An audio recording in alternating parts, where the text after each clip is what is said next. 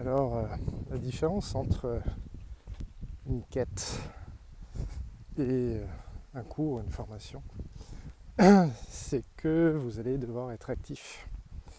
Et oui, et ça je peux imaginer que ça fasse peur. Ce serait intéressant là d'avoir une première auto-observation qui est, quand il me dit ça, qu'est-ce que je pense? Qu'est-ce que ça me fait? Est-ce que j'ai une pensée qui me dit « Ah putain, déjà je suis en galère avec mon truc et en plus il faut que je bosse ».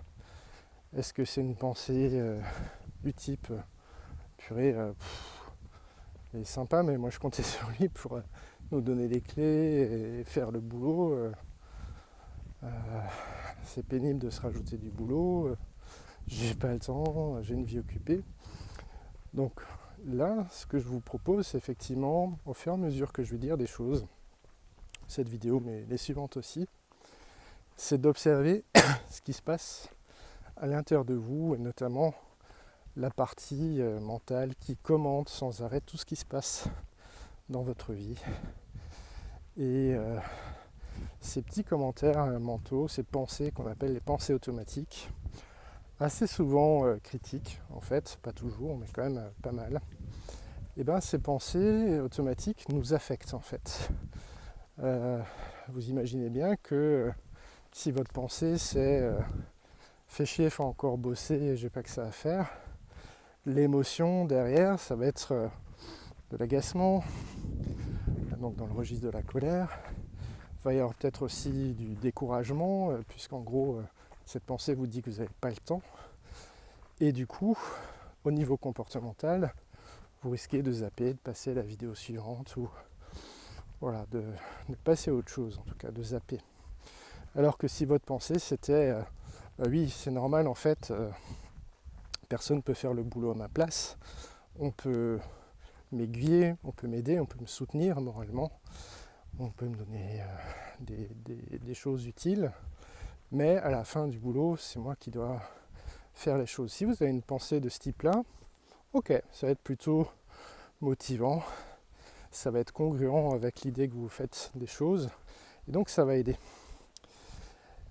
Et vous me direz peut-être, mais à quoi ça sert d'observer ces pensées en fait? Soit on a celles qui aident, soit on a celles qui aident pas. Mais en fait, les pensées, on peut les changer. C'est-à-dire qu'on a des automatismes dans notre vie, que ce soit des automatismes de comportement, du genre on se lève, on va aux toilettes, on prend la douche, des choses comme ça. Mais on a aussi des automatismes de pensée. Et ces habitudes, ces automatismes, on peut déjà les voir, les observer, et on peut créer d'autres habitudes.